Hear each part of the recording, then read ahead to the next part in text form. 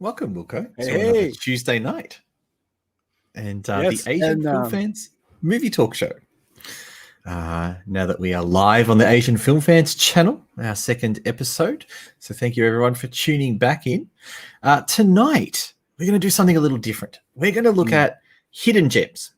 I know it's an overused word and I hate the phrase hidden gem.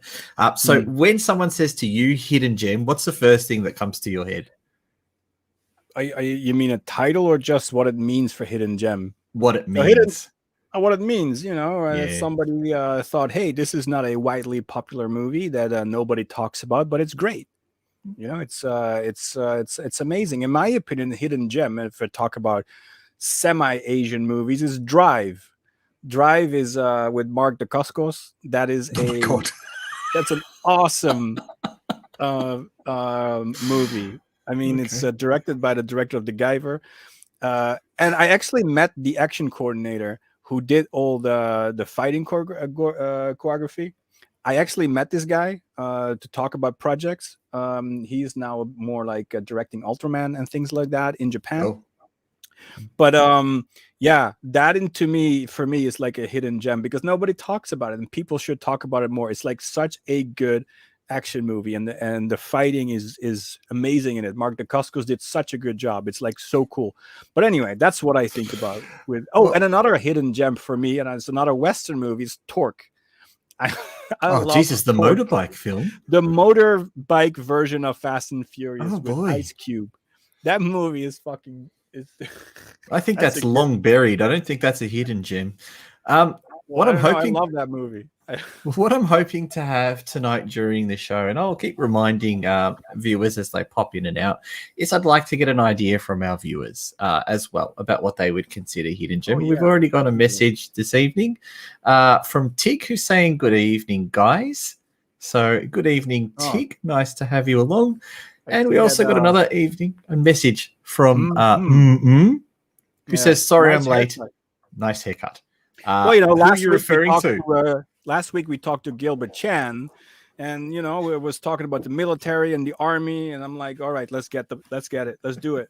Let's do it. Well, I don't have any hair left to do that. Hit a report for duty, sir. Who are you referring to with the haircut? I'm assuming it's going to be Wilco and not my awful bald head.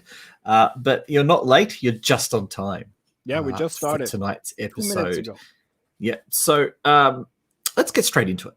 Let's get straight into it. So we're going to show the trailer for the first movie that we are going to chat. And now, before I show the trailer, would you like to just give me a 10 or 15 second introduction into what this movie is? 15-second introduction about this movie is that this is a movie of Masaya Kato. Masaya Kato is the director. Oh shit, you're counting, huh? Yes. Is the director of Ouija Japan, and this is the movie that we saw when we were recruiting directors, and this is the movie that I thought would give me more time. So I'm not done yet. So this movie is like the first movie of Masaya Kato, the director of Ouija Japan, the one that we produced with him, and this movie was the one that we decided to choose him. It's very unique. And it has definitely its own style, and you can really see the director's signature in it. And there are some things I want to talk about after we roll the trailer. Well, I think after I've seen the movie, we can definitely identify some of those things. Check out this hate message that we've got. Hate message? Yeah, check this out. Shave that wispy thing off your chin. I'll have you know, this wispy thing has taken me about 8 months to grow. It's going to be a pretty big event. Yeah, it's going to be a pretty big event to shave it off. So when is that event going to be? Who knows? Maybe when we have our super guest. Oh, really? Okay. Maybe. We'll see. Maybe we'll take donations and I'll cut it off live. Maybe we can ask her what she thinks. Like, do you think Dan should cut that off or not? And if she says yes, cut that thing off immediately. All right. Well, Karen can come in and do it. Yes. So I'm going to then show the trailer for the movie. Yes, so let's do that. Let's have a look. 輪廻、人の死と生をつなぐ命の循環。神が作り上げた魂のシステム。だが、どんなシステムにも維持する人の手が存在する。 This is the best shot of the film, in my opinion. Well, her lighting the cigarette. Yeah, I mean, composition-wise, お it's 勤め really ご good 苦 shot. 労さん。って違うお前はワ There's ー a キン lot グ of して smoking ね in え the だろう film, が by the すい way. ません。Such a Japanese trailer. You know, he's Japanese, what do you お expect? 偉い霊媒師 And that was the director, 今 by じ the ゃ way, 介 the 護派 opening 遣を scene. 隠れ蓑にした零細企業 That guy that died 魂の first, 回収 that's the 件数の director. ノルマを課すことになったそんな苦労しても同じ一件かよ。割に合わねえな。誰か目の前で死んでくんねえかな。止められた軽自動車の中から男 This guy annoyed me. That bloody insurance salesman. ぐったりとした状態で見つかりました。インターネットを使った集団自殺と見られてい Well, ます the thing, I'm just gonna, you know, oh, wait. Let the people 朝は watch ろ the くに出社 trailer. せず I want to start 昼 talking はサボって already. いるか愚痴と悪態ばかり。それでは死んでるのと変わらないんじゃないんですか。 It's like workerism. I misread that as workerism. 必ず生きて戻ってきてください。死ねるかよ。 He looks like Gilligan. 社会人ならではの強さってやつ。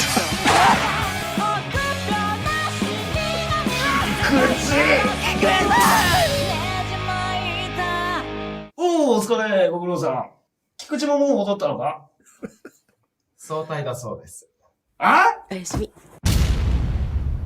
So I Yeah, just want that to was it. hold on, Brooke. I just want to remind our viewers that during the night we're going to be talking about hidden gems. If you've got a hidden gem, leave us a comment so that we can have a chat about it too. It doesn't have to be an Asian film; it can be any film. Any So let's talk about Tokyo Offerings Flower. Tokyo Offerings Flower, yes, that is the translation they give it themselves. Not sure if that is a true translation or not, but I guess it makes sense. I would call it more Salesman of Death, but you know, it's like Sounds Woman of Death. Oh, Saleswoman of Death. I'm Yeah. sorry, misgendering. But the thing is that I was so surprised because I saw this movie when we chose Masaya Kato for our productions, and that was like back in 2019. And he told me very recently, because we're doing a new project with him soon, he told me recently that he is very good at comedy. And I was like, what are you talking about? You're an action guy. Because I was coming straight out of Ouija Japan, which is like guns blazing and chicks kicking each other's ass. And then I remember this movie being the same with sword fighting and all that shit. And then all of a sudden, I see this movie yesterday. I'm like, it's a comedy. I just totally missed the fact that this was a comedy the first time I saw it. But I guess that's what he meant with that he's better at comedy, because this is actually a comedic movie. Yes, it was. The whole It premise was. is also meant to be a joke on, and you can see that he is actually an IT guy. He's himself a salaryman, so that's why this whole movie is about salary people. You know, at the end, he also says, you know, this is what us little people can do, us employees. So it's really from a employee point of view. But of course, in this fictional world of let me tell you in short what the movie's about. I thought you might ask me to try it, but yeah, you go. All right, well, you can do it. Well, You I just try want to it. see how far off I was. So Okay, good. You do first. Our main character seems to be from a family of psychics who has an ability to capture souls. And she works for a company that his primary job is to capture souls from beings that are walking around. Anyway, the company is getting sick of her always being lazy and late for work, so they introduce something called sales targets. So she has or souls targets. So she has to capture a certain amount of souls. And she realizes that it's only towards the end of the month. She hasn't captured anywhere near enough. So she decides, with the help of her stalker, because she has a really weird stalker in the film, that she's going to create a website to encourage people to commit suicide so that she can take their souls off them. So she can collect the souls, She can collect their souls. But that all goes tits up when the stupid insurance salesman who's dressed like Gilligan from Gilligan's Island interrupts their suicide attempt. Yes. And then from then on, she fights some demons and she comes up to the big bad. Not a big bad, but she comes up against a goddess. And essentially, I think that's what the film is about. Well, the thing is, the goddess wants to employ her to work in the afterlife, I believe. and then she refuses that because she doesn't want to die yet. So she still wants to live in the present, in the human world. She doesn't want to become a god. She wants to stay a small employee. But what they're doing, the collecting of the souls, is not just collecting souls in general. It is collecting the souls of those who refuse to reincarnate. So that's why she has to hunt them down, because these are basically people who died, but they didn't want to move on. They didn't want to reincarnate, and that's why they have to get collected. So they are like collecting agencies of the one that didn't want to die. It's pretty cool. This movie is shot in 2000, also not, I think 2017-ish. The thing is, it doesn't have a wide release yet. And we from Tokyo Bay Films are actually working on getting this film released in the US soon. And then everyone can enjoy it. And I have to say that it is a very unique film. After I saw it, I remembered that how unique it was. Now, that's a good timing for the comment we've got there. Tiggs just asked, why have I never heard of it? Well, this is I know, why. I saw it. That's why I immediately played on that. We're trying to get it released, so we have it under our wing, and we will make sure that will be available soon.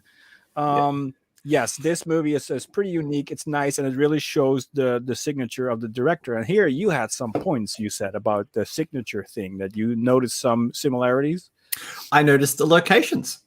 Yeah, the location is exactly the same as in Ouija Japan. That is true. That is his location. His go-to place. The tunnel. The tunnel is different, though. This is a different tunnel, as far as I know. It looks different in this. I thought so too, but then when I looked closely, I think it's a different tunnel. But the area is the same. So area is the same. Yeah. And the house where they fight in front of is definitely the same house that from Ouija Japan. Yeah, so I did notice that, and I thought straight away, well, that's a Masaya Kato film to a T. Also, strong women. He likes to have characters who are strong women. Yeah, and this is where I can give a little tidbit of the thing. The reason why we chose this director was not only for the film itself, because it was unique. It was because of the lead actress, the lead character, let's say, in my opinion, feels very Western. This strong woman that doesn't want to take shit. She's lazy. She doesn't want to work. It's, in my opinion, very Westernized character. The interesting of a woman, and then the interesting part is that is him. So the director himself is basically the lead woman, and it's also a thing. Is he a chain smoker? He's a chain smoker. He smokes a lot. He and he, that's how he likes to see himself, not as a woman, but I mean as a badass character, let's say.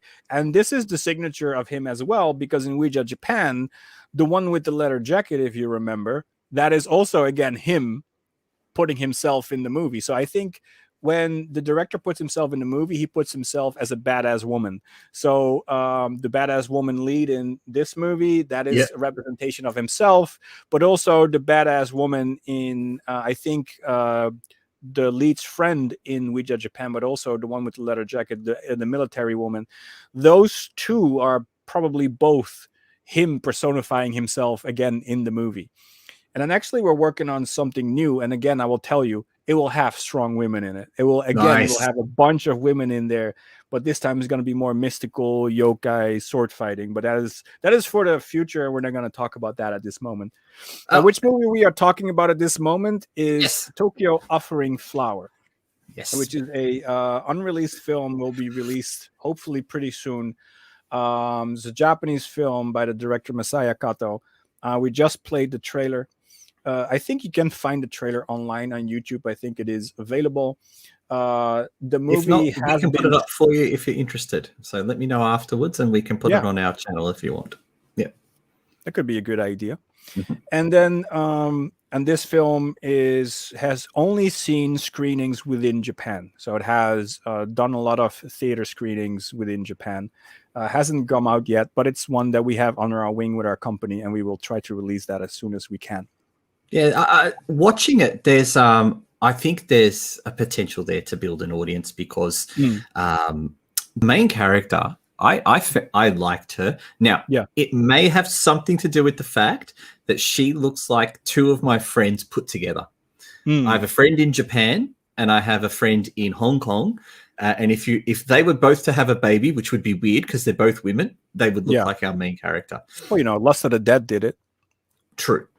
But the stalker is hilarious. Yes. Why does she befriend him so easily? Well, I guess it was I guess it was necessary. Because she needed him, right? I guess she saw no. It was she befriended him because she learned that he was a tech savvy, and she needed someone to make this website because she had this idea to gather these people to commit, mass suicide. And it was the moment that she caught him that she wasn't friendly at first because she was there with a baseball bat. She wanted to bash his head in. But then she noticed that he was actually tech savvy, that he actually knows about IT and stuff. And that's why she became reluctantly his friend because, she needed his help to collect souls. That's how I got it, at least. So the only thing I probably don't like about the film is these weird little special effects sparks that appear. Fighting. Yeah, I'm just not a fan of those. It is a creative choice. Yeah, I cannot say anything about that. That is just how he imagines fighting demons. That's what I can. But the say. music, That's how he sees it. Music is awesome. The music is awesome. It's really the good. music is, by the way, from the same composer who did We Judge Japan. That is his go-to composer. So yeah, it's all from the same guy. What I thought was good about the movie is the uniqueness, and because there's so many good ideas in it, you could technically. This is a movie where you can dream away to have to make other movies, and that is also sometimes good. The idea of the suicide, but then the guy is preventing it because he wants to sell life insurance to them. That's funny. That could be a movie on its own. He was a pain in the ass. He was a real pain in the ass. There were a lot of good ideas in this film, so I do think that it has potential to grow and to be interesting. What I do want to say, on the other hand, what I think is funny if I look at Ouija Japan, which was his follow-up movie that we produced with him, is that how much Ouija Japan is westernized in comparison to this one. Yes. Because the Ouija Japan, in a way, I have to say, is a little stiffer. More Western, let's say, than this movie is. This movie has more that Japanese looseness to it. It's hard to explain. It's if you see it, you'll understand it. Well, it's got some very eccentric characters. The boss is very eccentric. Yeah, that's maybe the best way to say it. A lot of eccentric characters. While in Ouija Japan, they were all quite straight, straight characters that. They were all tough, but they were because this movie is a comedy and Ouija Japan is not, and I guess that is also the difference, is that this movie is a little more slapsticky, let's say, in its presentation. And before we move on, that's what I think. It's quite unique. Before we move on, just to go on that slapstick bit, one of the characters that did remind me of it was, and everyone will see this when they watch the film, in the office. Her co-worker, there's a female co-worker, and when the male co-worker comes back in, she all of a sudden gets very smitten about him, and he wants to leave and go home, and she just wants to run up after him. I thought that's just very typical Japanese character. But anyway, that was our quick chat on Tokyo offerings. Yet. No, almost. Almost. One thing I want to add is also one joke was there is that because not only that is what you thought was a funny slapsticky thing, but what is a inside Japanese joke is the fact that everyone leaves before the boss, because that never happens in Japan. In Japan, it's always the manager that leaves first, and then he says, well, see you guys tomorrow, and then they wait until he's gone, and then everybody just immediately he's gone, and then takes their shit and get out. But here they just don't have respect for him. He's like, yeah, No, we're out, we're that's gone, true. bye bye, and everybody just leaves, and he's there alone, like he's just left alone in the office. That would never happen in Japan. That is such a disrespect for the manager. But yeah, that was okay. We can probably end it here. That was Tokyo offering flowers. Tokyo offering flower. Yes, which hopefully will get a wide release soon. Yes, but we probably release it under a different name. Beautiful. Probably. So then we might hold off posting the trailer until you've got an updated name for it. But look out for the trailer on the Asian Film Fans channel when Wilco is ready to rock and roll with the film. I think I have a link. We can put a link in the description of where the trailer is right now under this name. And then as soon as we have an update, we will put it on your channel. Beautiful. Now, don't forget, tonight, everyone, we are talking about hidden gems. And we've already had a couple of comments from Hidden Gems. We've also had a couple of comments asking us what our favorite Chinese and Indian films are. Especially, we've got a commenter called Indian Cinema is asking us about Indian films. So we'll have a little bit of a chat later about that because I haven't only seen a couple of Indian films, but I would like to talk about them. Indian films are hidden gems because for us, in where we're from. So true. So true. So did you had a little bit extra that you wanted to talk to me about with Ouija Japan, didn't you? I did. You had a little update for me, I believe. Really? Can you remind me? Because I'll have to rewind back to the start of the episode. Otherwise, we'll move on to my hidden gems if you want. But I thought you had an update about it. No? Japan? No. I'm sorry. Okay. No. Well, first, I might refer to the comments. So we did have a comment from Tig, who said that maybe not a hidden gem, but he's talking about a film that he enjoyed far more than he should have, which is something called Returner, starring Takeshi Kaneshiro. Now, I think I know who Takeshi Kaneshiro is without looking it up, but I don't think I know the movie Returner, Tig. I know it, but I haven't seen it as far as I know. I do know it. Beautiful. Well, if you'd like to tell us a bit more, Tig, about why you enjoyed it, we'd love to hear. Now, we've got a very interesting comment here. He says, feeling lonely when people talk about something you haven't seen. So what I'd like you to do, Indian Cinema, is I'd like you to actually tell us in the comments one of your hidden gems, and hopefully we've seen it, about it, and we can talk about it. So yeah, let's get some bit more chat going. So what I do want to show you now are 4 movies I've picked that I consider hidden gems for me. Now, I have Korea, Japan, China, and Taiwan. So which one do you want to start with? Let's start with the one that I know that I saw. The Japanese. Beautiful. Well, that's Japan then. All right. So this might be a bit of a surprise for everyone, but I like splatter films. And I know you like splatter films too. I do. Wilco. So my hidden gem is Gothic and Lolita Psycho. Yes. Now, it's not a hidden gem for me, but please let me know why it's a hidden gem for you. Because when people talk about splatter films, when people talk about crazy, wild Japanese films, no one ever mentions that. They mention Frankenstein Girl versus Vampire Girl. They mention Tokyo Gore Police, but no one ever sits down and goes Gothic and Lolita Psycho. No. And all right, fair enough. And the movie has no plot. Let's be honest. It has absolutely no plot. It is 5 fight scenes, one after another, interrupted by warehouses. Yeah. Empty warehouses, just interrupted by scenes of her and her dad in a wheelchair. That's it. It has a very disgusting opening scene of the guy eating spaghetti, which I remember the first time I saw this, just really hating it. But you know one of the reasons I like it, right? Oh, of course. I don't know. Let me guess. Is it maybe because is Asami in it? Asami is in it. Yeah. And if you know me, you know that I adore anything that Asami is in. So I love that. And I don't think it's a particularly violent film. It's got a lot of action. It's got a lot of fan service, but no nudity, which is another very odd thing about the film. So that's my Japanese pick for hidden gems. Now, do you have one? I know I'm putting you under the spot, so I apologize. Do you have one? I already talked about Drive. I said I liked Talk. Torque is great. What are you talking about? It's my hidden gem. It's not hidden. Fair it was enough. like it is my. It's not a hidden gem. It's a hidden flop. Like It's a that movie $200 million flopped. Everybody movie. hated it. I'm just the only one who likes it. Let me hear about your. Let's do China now of your hidden gems. Now, China is good because Indian cinema made a comment earlier before and said, which is the best movie from China for you?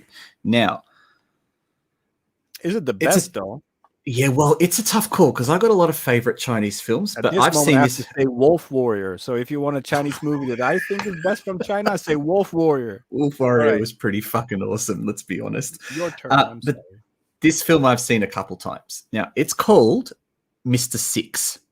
So I don't know, Indian cinema, if you're still there or if you've seen this film. Now, Mr. Six is, I'm going to read the synopsis because it's probably easier. Many years ago, Mr. Six was a notorious gangster. That was back when there was still such a thing as honor among thieves, when criminals earned respect and maintained principles. These days, Mr. Six is all but forgotten, a living relic residing in a narrow alley.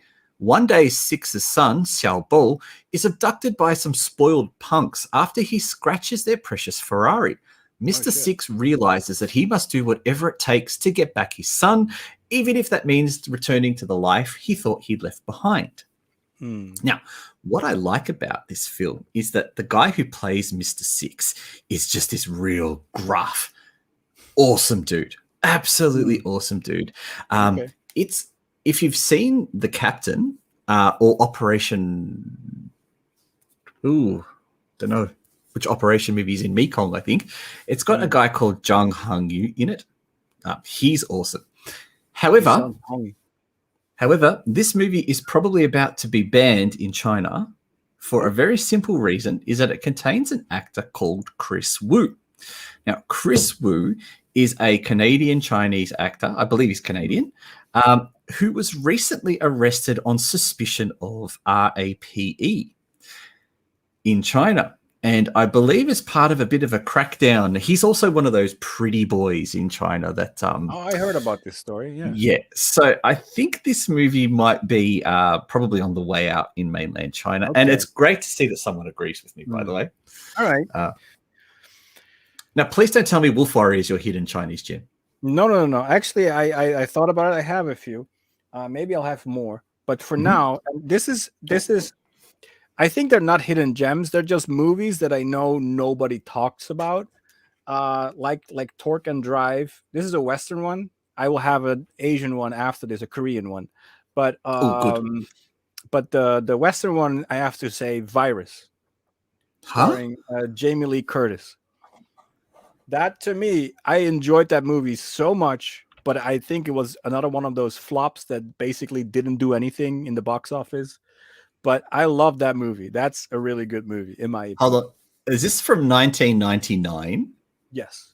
And starring the brother of a famous murderer? Well, famous. I mean, like he shot someone on the movie set last week. Shot a woman. Well, he didn't. Yeah, he pulled the trigger, but he wasn't the handler. But anyway, I don't know. I didn't follow that story. I cannot comment on that. But Donald Sutherland in it. Yes, I kind of adore that movie. I think that is one of, maybe this is not hidden gems. Maybe I'm more talking about like guilty pleasures. So we're having Virus, Torque, and Drive. But Drive is a hidden gem. Drive needs more attention. But anyway, next will be a Korean one. Anyway, so if you want to see a movie with good bio horror that has, I know now a movie. Because I say biopunk, and then it's like, I know which a hidden gem from Japan. Wow, you're opening a floodgate now. So good. But check it out, Virus from starring Jamie Lee Curtis. It's a nice sci-fi. All right, back to you, Dan. Well, I actually want to address this comment first. Surari Potru. I know I completely butchered that, and I apologize.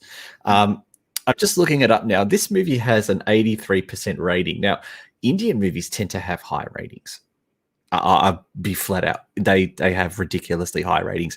And I've gotten into trouble before on this channel reviewing Indian movies because I don't quite understand them, which is why I tend to stay away from them. But every time I watch an Indian film, I I like it. So I've only, I don't know about you, Wilco, but I've only ever seen 4 Indian movies. And this is going to really upset Indian cinema. The problem is that I saw many because I have an Indian friend and he was constantly feeding me these Indian movies. I even made a Bollywood movie myself. You did, and that's awesome. Yes. The first Dutch Bollywood movie ever. Yes. It's maybe not as impressive as you think, but it has songs, it has dance, and it's it's an hour long, and I'm the lead in it. It's insane. I will have to have it subtitled, and I will share it with you guys. But yeah, I'll make my own Bollywood movie actually in Holland, the first Dutch one. But the ones that I really enjoy is, of course, the Doom series. Doom 1, 2, 3. I mean, that's the biggest franchise. Isn't it like the biggest franchise? I thought the Three Idiots was the biggest Indian franchise. Maybe that's true. Maybe that's, I don't know. I just like that trilogy. My favorite is Doom 2. That is the best in my opinion. It's got a great name, Doom. Yeah. I think it's Doom. I don't know. I probably say it completely wrong. It is DHOOM. And then I like the second one best. I think that one has such production of value, good music. That's my favorite. But I saw more of them. But the problem is that it's hard for me to say which one I like the best from those because I don't remember the titles. I can describe them very vaguely, but that won't help anyone. So I'm just gonna keep it to that trilogy and be done with it. I see we have a question here. But hold on, before we get to the question, I'll just tell you the 4 Indian films I've seen. And then if Indian cinema is, if you're still watching, you remember the titles? I do, because they're really easy titles. One's called Dangal, which I loved. It's about a guy who's a wrestler who has his 2 daughters join wrestling and they win an Indian Olympic medal. It's based on a true story. It is a fantastic film because they are vegetarian, and there's one scene where they're all vegetarians, and there's one scene where they realize that they need to get protein into the girls, so he buys some chicken, but the wife refuses to cook the chicken in their kitchen, so he has to go somewhere else to prepare the chicken for them. So I love Dangal. There are better ways to put protein into women. Steady. Oh no, we are after 9 o'clock. I've seen a movie called The Man Who Feels No Pain, which I absolutely adored, and I think you might like it too. It is an Indian kung fu movie, very heavily inspired by Bruce Lee, Jackie Chan films. Choreography, I think the choreography was done by the Singaporean guys. It's a great film.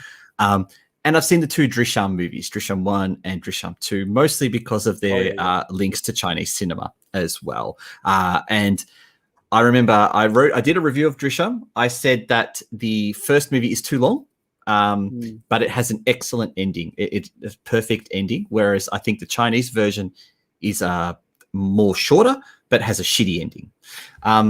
Now, speaking of China, we had a question, what was the meaning when the captain asks the crew who all support the CCP in the beginning of the movie, The Captain? I think his actually line is, who's part of the party?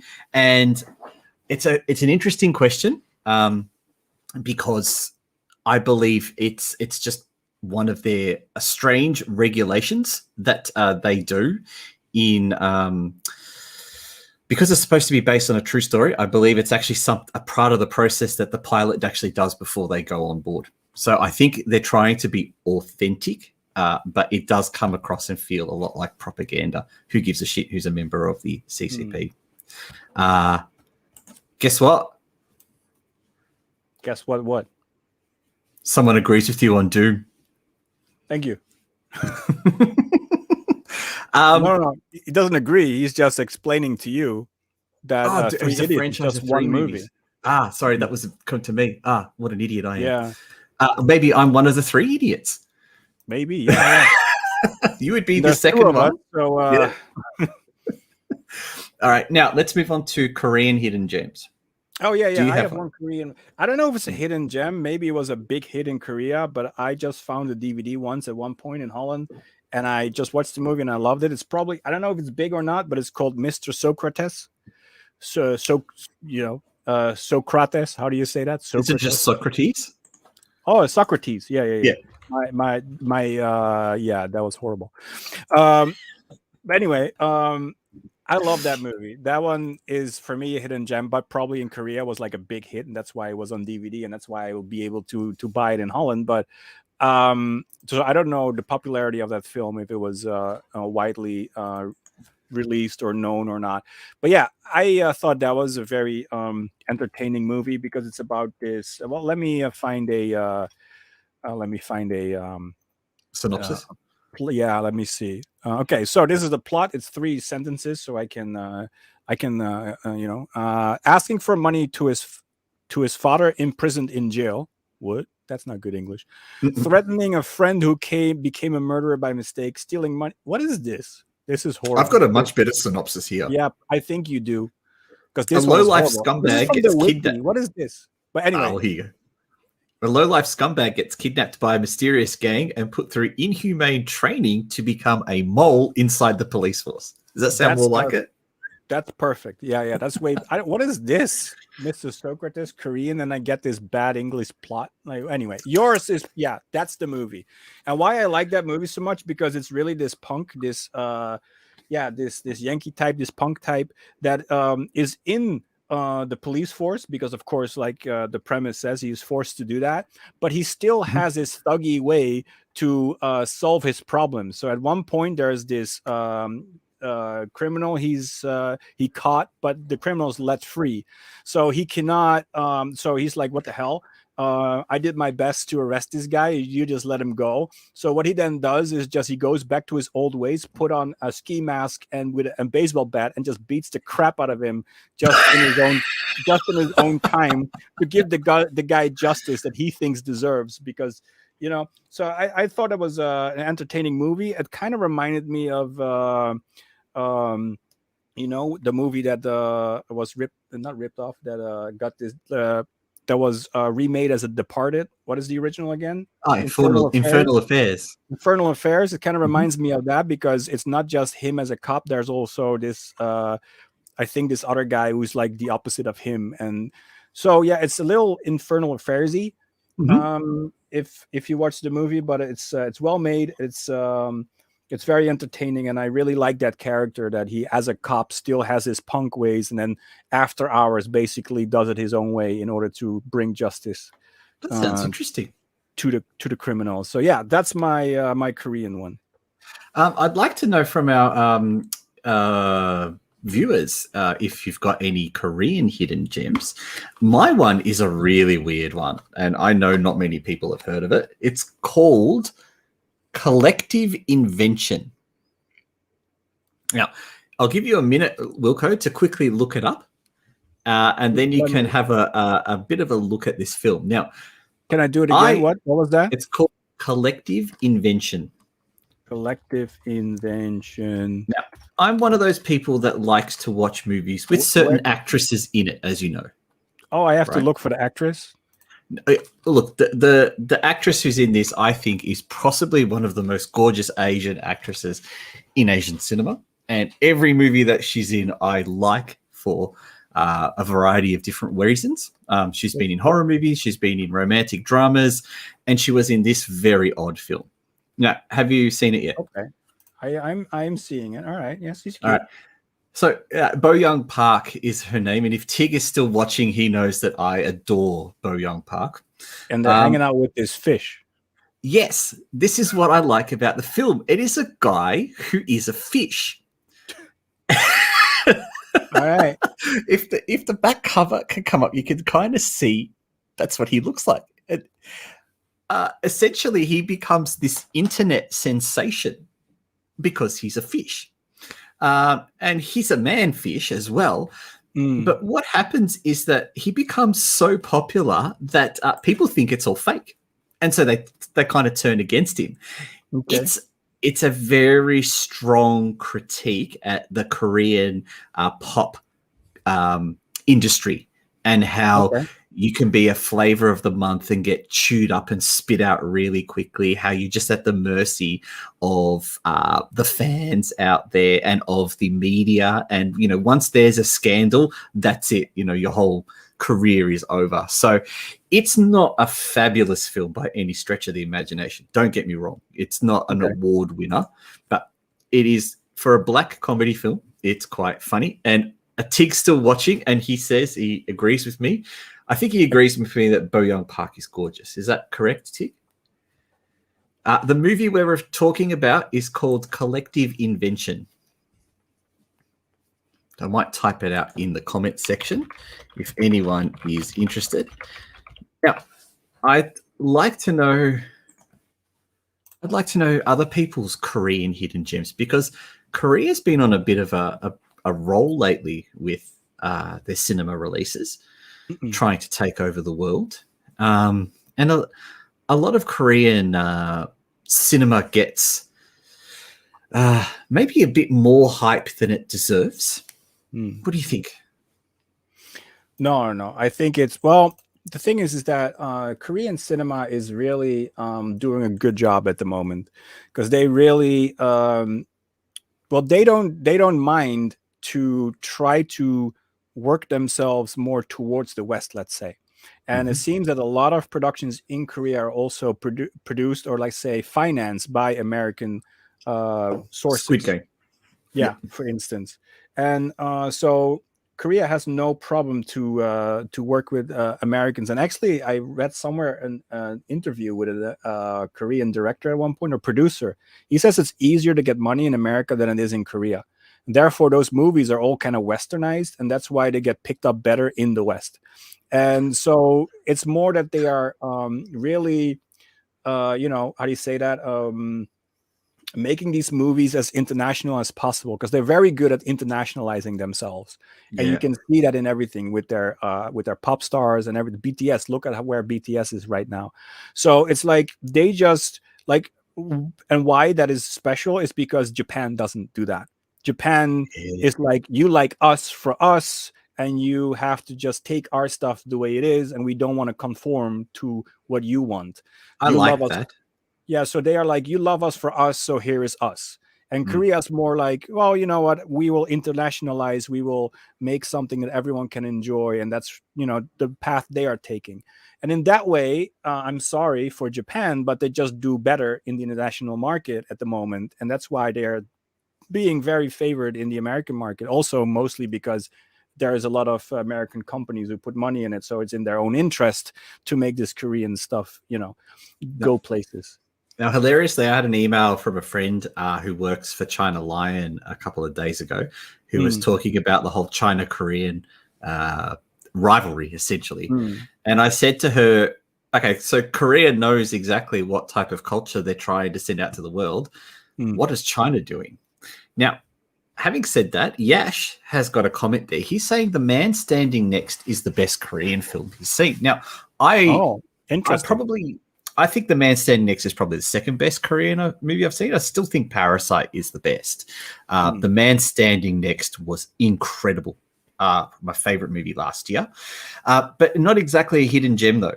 It's quite a popular film. So I'd still be interested to know about hidden gems.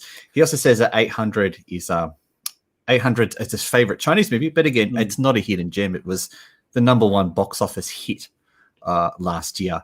And also thank you for the comment about our channel. We try to give as many recommendations as possible, and I'm hoping this episode is going to be full of recommendations. Now, there's one here from Tig. Tig has another Korean hidden gem, because mine is going to be Japanese. So before we go back to that, let's continue with the Korean. Well, Castaway on the Moon, and the best part is he's actually given us the plot. Great. Mr. Kim is jobless, lost in debt, and has been dumped by his girlfriend. He decides to end it all by jumping into the Han River, only to find himself washed up on a small mid-river island. You know what? That actually sounds pretty damn good. All right. He soon abandons thoughts of suicide or rescue and begins a new life as a castaway. This actually sounds pretty good. All right. His antics attach the attention of a young woman whose apartment overlooks the river. Her discovery changes both their lives. I'm hoping that young woman is Bo Young Park. Or Asami. Oh, better yet. Yeah, Asami. Yeah. You will love that movie then. Well, actually, this movie does sound pretty good. So it was called Castaway on the Moon. And thank you, Tig, for that hidden gem recommendation. Yeah, thanks for that suggestion. Hey, we should We should do more episodes like this, just to talk about hidden gems and things. And all of a sudden, you made me remind me of a film that I haven't watched in a long time, but I always enjoy it. And in my opinion, it's probably a hidden gem is the film Organ from 1996, a Japanese movie. And the premise is that two police detectives infiltrate a group of underground black market human organ dealers, and things go haywire during a raid on the group's surgical headquarters. It's a low-budget movie. It's a biopunk movie, and it's just disgusting. And it's about, these organ transplants and nuts. Just see it. It's an interesting little film. It's it is good on the gore. It's a little nasty. It's very wet looking. So I always like that biopunk. Hey, actually, let me read a little more, because it seemed the storyline was a little longer. The things go haywire during a raid on the group's surgical headquarters, and then one detective barely escapes, while the other detective gets left behind. And through a series of surreal and gory events, the identities of the organ dealers are revealed as the detective plans his revenge. So that's and then a user reviewer on IMDb says a misunderstood gem. So here we go. It's not a hidden gem. It's a misunderstood. It's a misunderstood gem. All right. Well, anyway, it's called Organs from 1996. It's a Japanese movie. I would say check it out. It's definitely a hidden gem in my opinion, or like the reviewer said, a misunderstood gem. But it's nice and gory, disgusting little movie that I think you can enjoy it. So for the time frame, is it a VHS looking movie, or was it shot on film? Do you know? It would definitely be a video film, wouldn't it? It could be shot on VHS because it is that type of film. Beautiful. If you look at IMDb and you look at the screenshots, you can see it has that 90s aesthetic. Oh, beautiful. Could be VHS, not sure. But it has it's when they were still doing their best with the makeup stuff, which now only a handful do. So it's definitely one of the better ones. Talking about the biopunk type of films, then I have to go to the another hidden gem immediately after that for the cyberpunk genre, and that is Electric Dragon 80,000 volts. Is in my opinion, it's also a very hidden gem of Japanese cinema, which is definitely also a movie that I think is that I really like. Let me find it. So I don't understand how we went back to Japan, but I'm happy we did. Don't get me wrong. Happy we went back to Japan. I live here, so I guess that's why. So if anyone's got any Japanese hidden gems, let me read the Electric Dragon 80,000 volts, while in the meantime people put their Japanese hidden gems in the chat. It's about a violent guitar playing electricity charged boxer faces off against an electronic wizard half merged with a metallic Buddha. Say that again. A violent guitar playing electrically charged boxer, that's one character, faces off against an electric wizard half merged with a metallic Buddha. That's what I thought you said. Okay. Yeah, just so you know. It's great. It's crazy. It's cyberpunk. It is black and white. It's 1 hour. It's my recommendation for hidden gem this week. Wow. Yeah. I think we've got to talk more about that one in the future. Yeah, definitely. That one, just look at the trailer. The trailer, in my opinion, is already a gem on its own. Well, my last hidden gem recommendation from tonight comes from Taiwan. Right, Taiwan. Yep. And it's called Vampire Cleanup Department. And you know what? I probably should have got better images, because showing you the Blu-ray cover with a light is not helping out. Not really. This is an odd film. And I actually don't think I've watched this Blu-ray. I think I actually watched it on Netflix one night. We were sifting through stuff to watch. But essentially, it's just about this guy who has this ability to not get killed by vampires. So he ends up joining this department, this underground government department of vampire hunters. But what I like about it is there's this you can't see the picture of her, unfortunately, but there's this really cute girl in it that just kind of follows him around all the time, and she's a vampire, but she doesn't bite him. You know me with cute girls. I guess cute girls is a thing, huh? Yeah, it must be a thing. It must be a thing. So, Vampire Cleanup Department is my Taiwanese hidden gem, just for the kind of wackiness, silliness about it. Yeah. No, I have no hidden gems from Taiwan. At least not that I know of. Zombie Fight Club, probably. Zombie Fight Club is pretty good, but is it a hidden gem? I don't know. Tig, if you've had that on your watch list for several years, I'm sorry to say it's probably going to stay on your watch list for another few years. Yeah, I don't see that as being a movie that you're going to rush out and watch, unfortunately. It's just not that type of film. So, well, we've got a couple I would like minutes. to end with another because now we're talking about it. No, you know what? I will say that for another episode. No. We've got a few more minutes. All right. Let's go. Yeah. Well, then I wanna add the Evil Dead Trap duology with Evil Dead Trap and Evil Dead Trap 2. I believe, yeah. Oh, those are pretty good horror movies. Now, Japanese I've been again. meaning to watch those. I think you have to watch those. Yeah, Evil Dead Trap 1 is from 1988, and then they made it part. The second one is from 92. Hideki Evil Dead Trap 2. So Yeah. I've always thought that these were really bad rip-offs of Evil Dead because of the name. Only the title. Okay. So if I let me we are the show here that will just Google it for you. And then we go to IMDb, and then instead of you have to read it yourself, we can say what it is. Now, A late night TV. I'm going first with Evil Dead. Here I go. Evil Dead Trap. A late night TV presenter receives a snuff tape in which a woman is brutally killed. She decides to take a crew out to a location indicated in the tape, but only death and despair awaits them. Well, there you go. What else That do you sounds want? great. And That Tig, is it's great. definitely a Japanese film. It's not a Hong Kong film. No, it's Japanese. And then Evil Dead Trap 2, which has the subtitle Hideki, is a female projectionist suddenly comes to a self-realization that she just in fact may be a serial killer responsible for brutally murdering everyone around her. That sounds like a comedy. Can I just say my synopsis is a little better than yours? Is your synopsis better? Which one? For 1 or 2? It's for 2. Oh, what is your synopsis for 2? A female projectionist is haunted by the image of a small boy.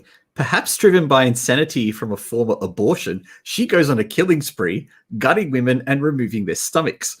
Her relationship with her attractive and successful friend drives the plot deeper into insanity. All right. Well, yeah. Okay. I agree. That's better. It's just a much more graphic overview. Yeah. And then if we talk about graphic, now I'm on a roll. Let's look at Guts of a Virgin. Guts.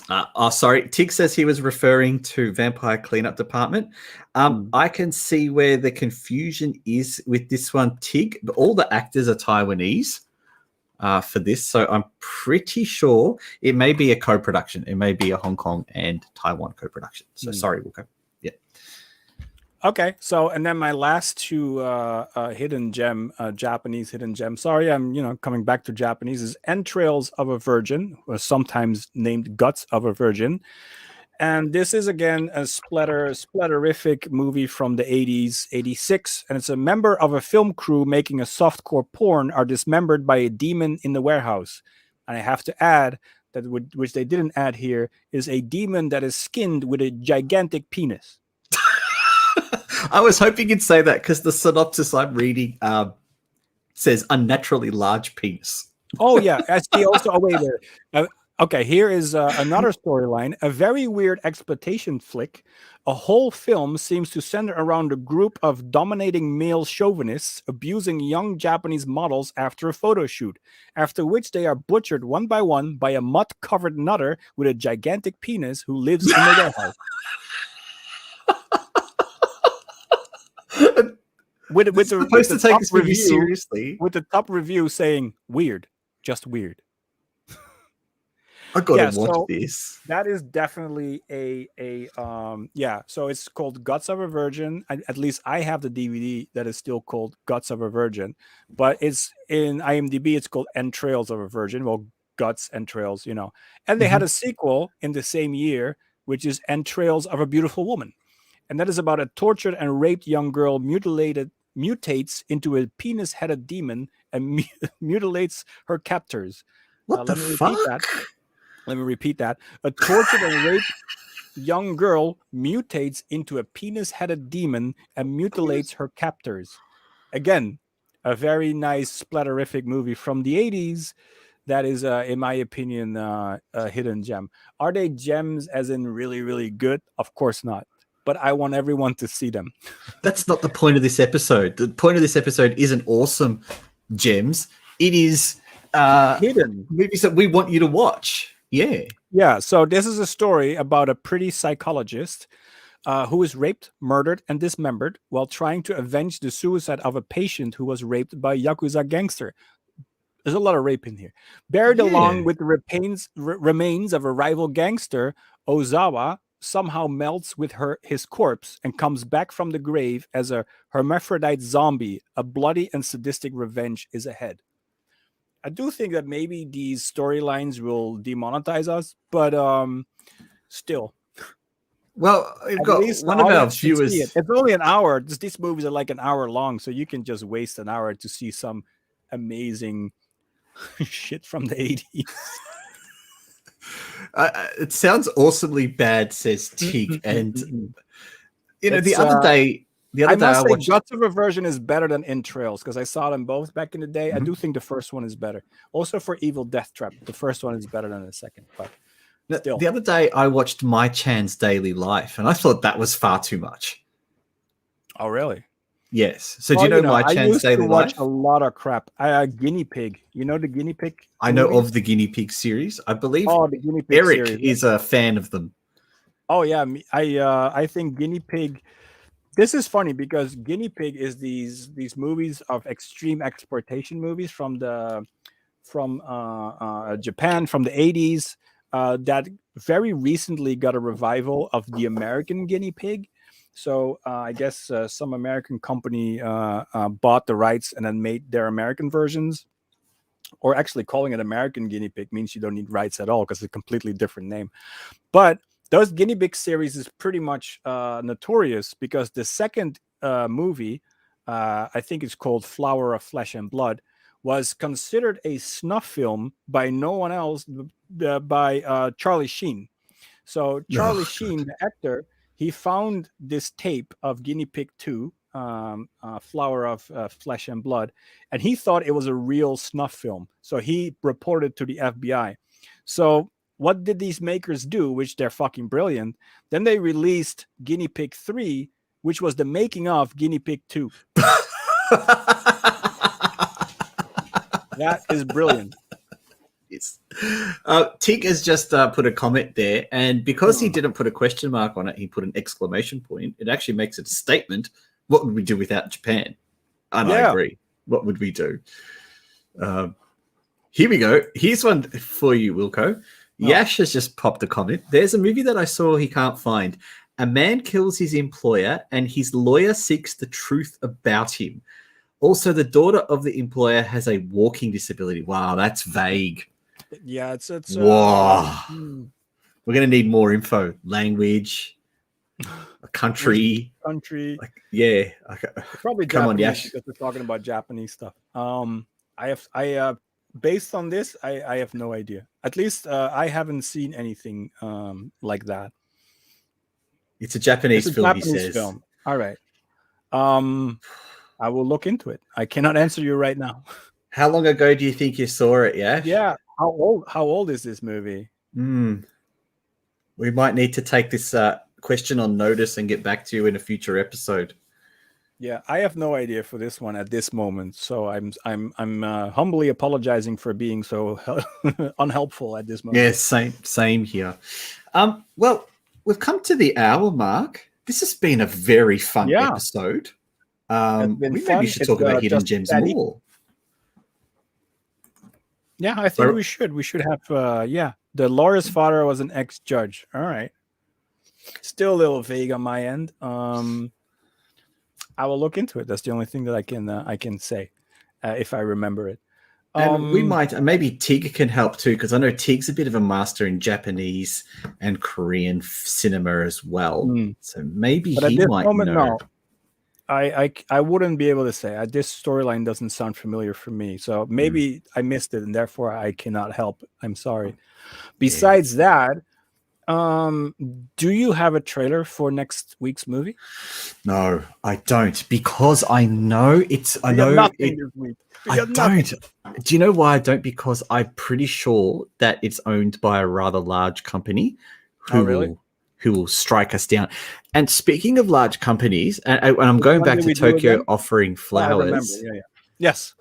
The start of Tokyo Offering Flowers, did he rip off the logo to Hey, there's an extra hint from that can help us maybe. He saw it in 2019 and surprisingly got the recommendations from this channel. So you should know, Dan. No, I should know then if I gave the You should know recommendation. it comes from this channel. But is it only three years ago? Holy shit. Now I'm going to have to go over a database of all movies we've ever reviewed on this channel and have a quick look. So now it's in Dan's hand and then we'll figure it out. Have a look. Japan. What are you going to do right now? All right. Well, we haven't covered many Japanese films. So we're doing another Japanese next week, right? We are doing another Japanese film. But I'm it's gonna a little different because it's an anthology, which means we have 5 little films to talk about. It is. And now, Yash, we're definitely going to have to get back to you on this one. We're really sorry, but we can't think of the title at the moment.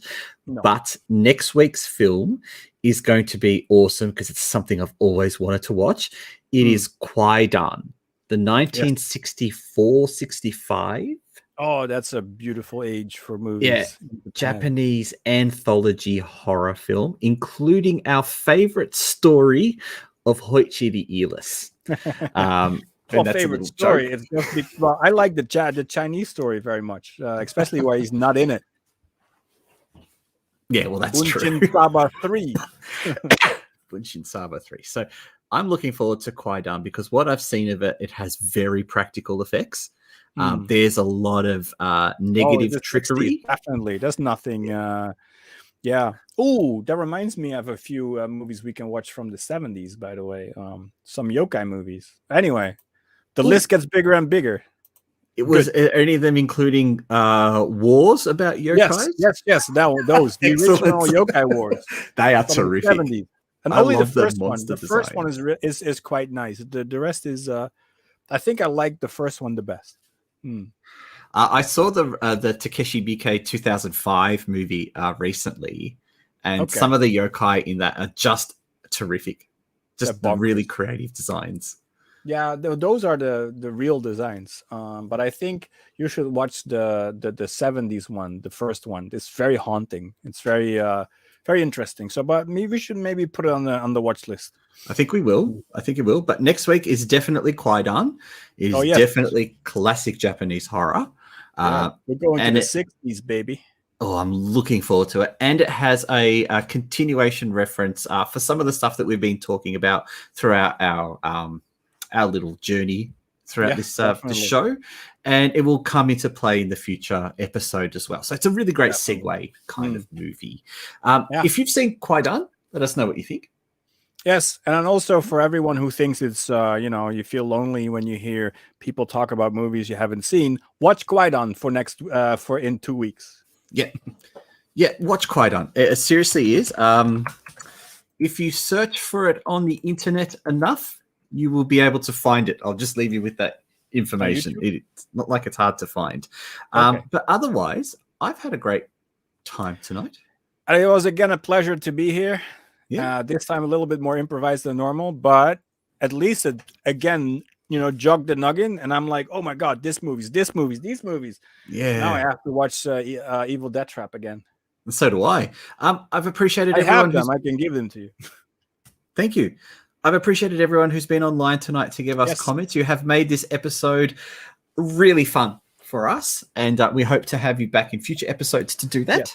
For the last comment we got, I want to say we do this every 2 weeks, so please come back on the 23rd. 23rd. Yep. There will be a placeholder for you to remind yourself coming up in the next couple of days. Yeah. I'll pop a Which we didn't placeholder. have for this one, did we?